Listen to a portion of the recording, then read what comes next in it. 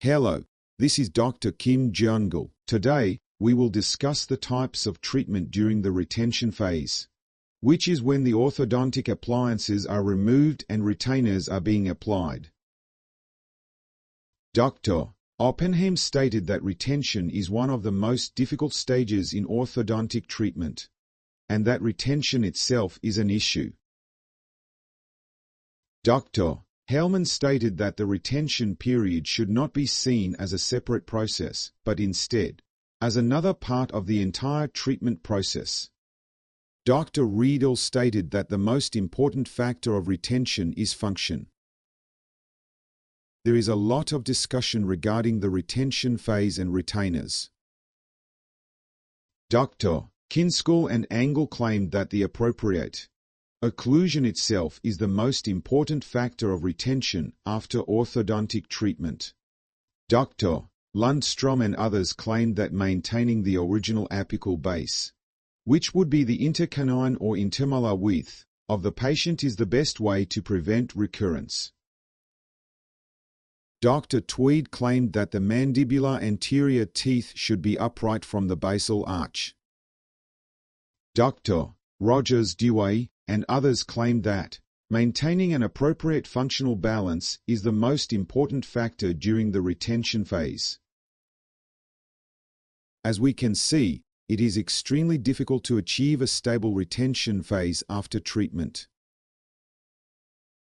Dr. Jundev provided 9 basic rules about retention. Rule 1. Moved teeth have the tendency to relocate to their original locations. Rule 2. In order to prevent this relocation, it is important to remove the causal factors of malocclusion. Rule 3. When treating malocclusion, we must overcorrect. Rule 4. Appropriate occlusion is crucial to maintain the position of the teeth after treatment. Rule 5. In order to allow reorganization of the teeth in their new locations, we must also allow the bones and adjacent tissues to reorganize. Rule 6. If the mandibular front teeth are erect from the basal arch, they tend to stay in their well-arranged formations. Rule 7. Chances of recurrence are decreased on patients who are still growing. Rule 8. Chances of recurrence are significantly decreased if the teeth have been moved a lot. Rule 9. The arch form itself, especially that of the mandible, cannot be permanently altered through any kinds of devices. The purpose of retention is maintaining an ideal aesthetic and functional status. Therefore, the purpose of retainers would be to guide the teeth to settle. Let us take a case of a class 2 malocclusion with a large overjet as an example. The maxillary front teeth would move backward, and the mandibular front teeth would move forward. After the treatment is completed, there is bound to be a settling phase, in which the maxillary front teeth attempt to move forward, and the mandibular front teeth attempt to move backward as they were. It is important for us to know how the teeth move and settle in during treatment. This is the protocol of my hospital that we follow when we remove appliances. After we remove the appliances, we must apply retainers and auxiliary devices and deliver them. After 1 month, we proceed with PTA, post-treatment and analysis. We would explain how the patient has changed. The first scenario would be the removal of the appliances. This is called debonding or debanding. We would remove the brackets, excessive adhesives and resin, and if necessary, apply occlusal equilibrium in the mouth. We would need to remove the overall bracket here. We must think carefully. The appliance fell out during debonding. This is a patient with class 3 malocclusion. The malocclusion was improved, however. The device on the mandibular first molar was detached. In such cases, we must look at the occlusion to decide whether or not we should attach the device back on. There may be issues during debonding recently, ceramic brackets are used a lot for aesthetic purposes. When we remove ceramic brackets, the enamel may be eliminated, possibly creating an enamel crack. There are many ways of removing brackets. One option is using Weingart pliers to squeeze the bracket wings to remove the brackets. Another option is using band removers to squeeze one end of the bracket wings. In most cases, we use pliers called bracket removers to remove the brackets. We might have problems with ceramic brackets. When we remove ceramic brackets, it is recommended to focus on the enamel and adhesive interface, which would be between the enamel and the adhesive interface, instead of between the teeth and the adhesive. After we remove the brackets, we need to remove the remaining bonding material. We would usually use the tungsten carbide burr for this process. We need to decide between using the high-speed burr or the low-speed burr.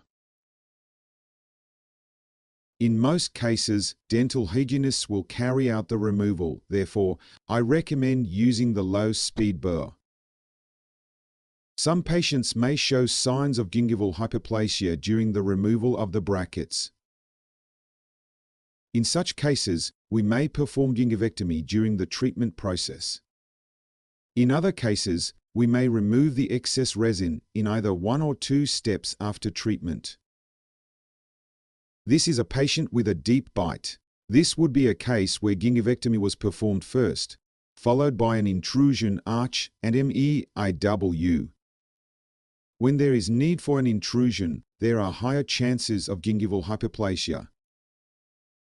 If this is the case, I recommend performing gingivectomy before the intrusion. Of course, if necessary, gingivectomy can be performed after treatment as well. This is a case in which a white spot is visible.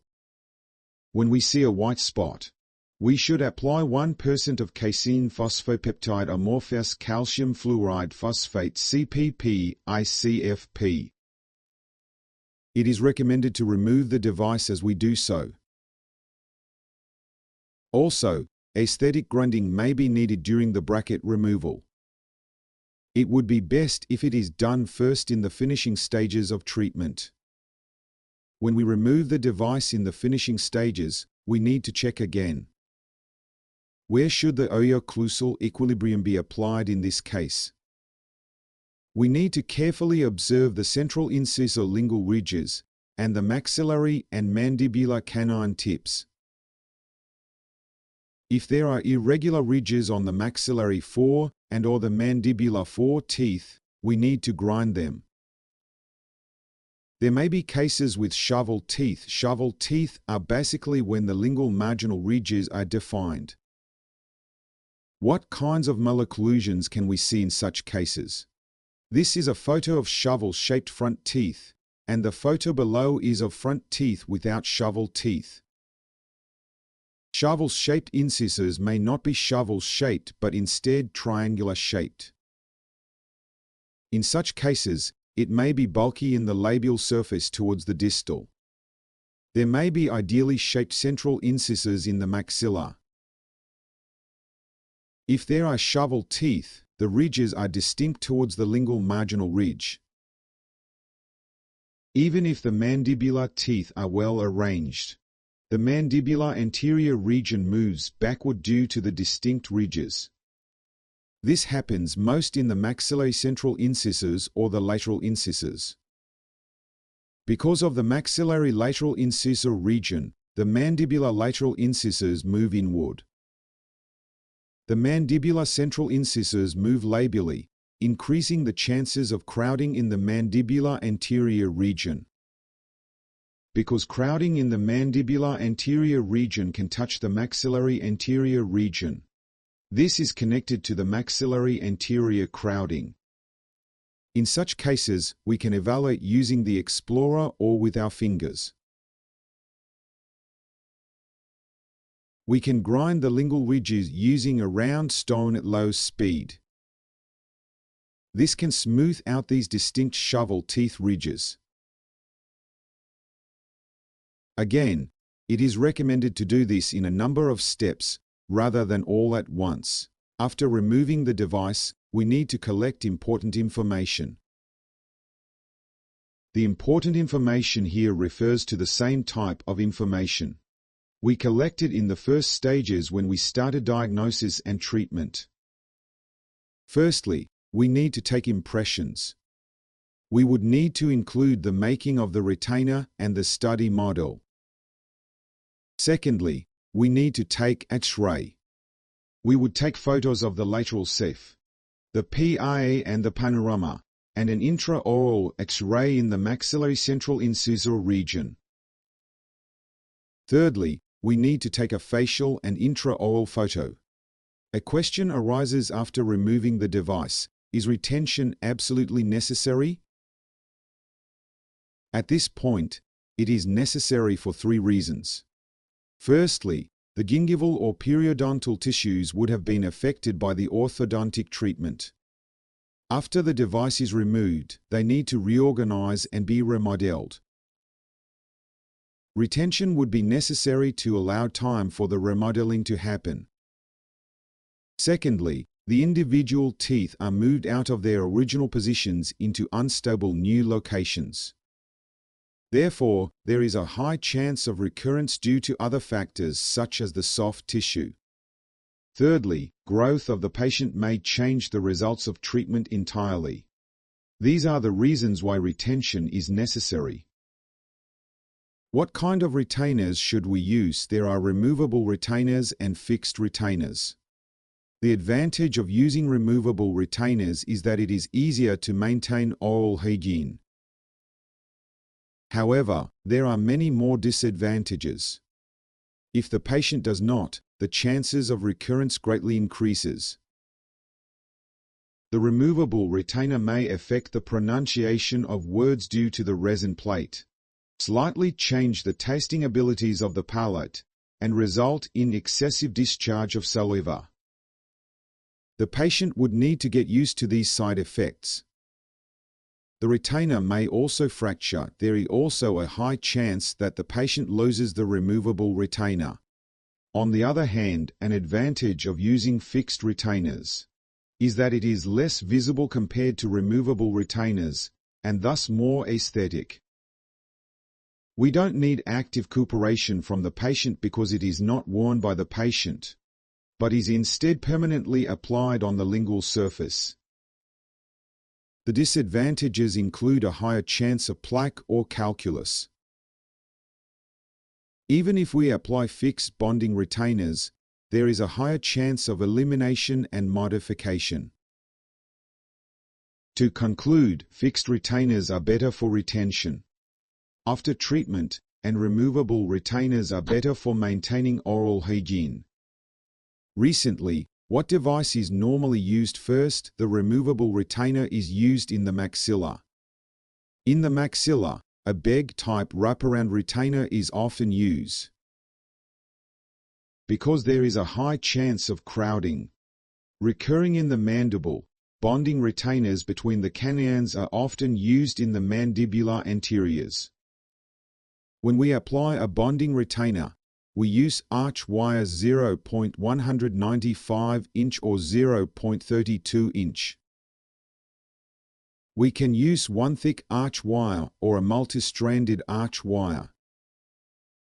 Multi-stranded arch wires are recently being recommended more because they allow more physiological tooth movement of the patient. I also personally use multi-stranded arch wire of 0.195 or 0.21 or 0.25 inch. How should we proceed with bonding? Bonding is the same process with attaching brackets labially. Cleaning and drying, followed by etching and drying.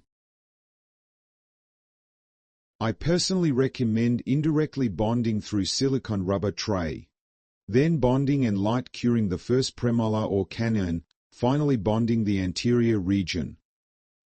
A big problem with using bonding retainers is that it increases the chances of cavities. It is not recommended to use bonding retainers on children who frequently suffer from cavities. The device is removed. After the removal, the retainer should be applied on the patient. When we deliver the retainer, we need to think about the checkpoints and the time. In the first case, retention may not be necessary. In the third case, permanent or semi-permanent retention may be necessary. We need to think about these two cases, and in most cases, apply the retainer depending on the schedule. When the retainer is delivered, we would need to examine carefully if it fits appropriately, and if it isn't too uncomfortable for the patient. In the first case, which cases would retention not be necessary? Especially in cases of functional class 3. The anterior crossbite would have been cured after early orthodontic treatment. Retention would not be necessary in such cases. Also, if there was no crowding in the mandibular anterior region before treatment, and if the mandibular front teeth were not inclining excessively, labially and in its place, retention would not be necessary. However, if the maxilla was expanded, or if there was spacing in the maxilla and/or mandible, or if it a case of excessive rotation, or especially if there was spacing in the maxillary central incisors for adult patients, permanent or semi-permanent retainers would be necessary. In other cases, we can consider moderate retention. In such cases, how should we inform the patients to apply the retainers properly? I tell my patients to keep them on at all times except when they eat or brush their teeth for the first 6 months. Afterwards, they can put them on only at night. We can check in between. I personally apply the retainers 1 or 2 days after the devices are removed. After a month, I explain to my patients the analysis of treatment. This is called PTI or post-treatment analysis, which checks how much has changed before and after treatment. This is when we need to talk with the patients if they are satisfied with the results, and, if not, what they want differently. We would need to talk about the chances of recurrence and the time and schedule of applying such devices. We would need to explain to the patients if they need treatment from another dentist, if they need to extract their wisdom teeth, if they have cavities or issues in the gingiva, and if they need whitening. This is a case in which treatment was finished with extraction of the maxillary 16. Before treatment, we can see that the 38 was originally impacted. After treatment, we can see that it has erupted well. Of course, 31 of this patient was extracted as such. We would need to check how the third molars are changed. Whether or not we extract the third molar is closely related to treating the malocclusion. In cases of premolar extraction, we can wait for the third molar to erupt if it is not extremely impacted. In non-extraction cases, we may need to extract the third molar.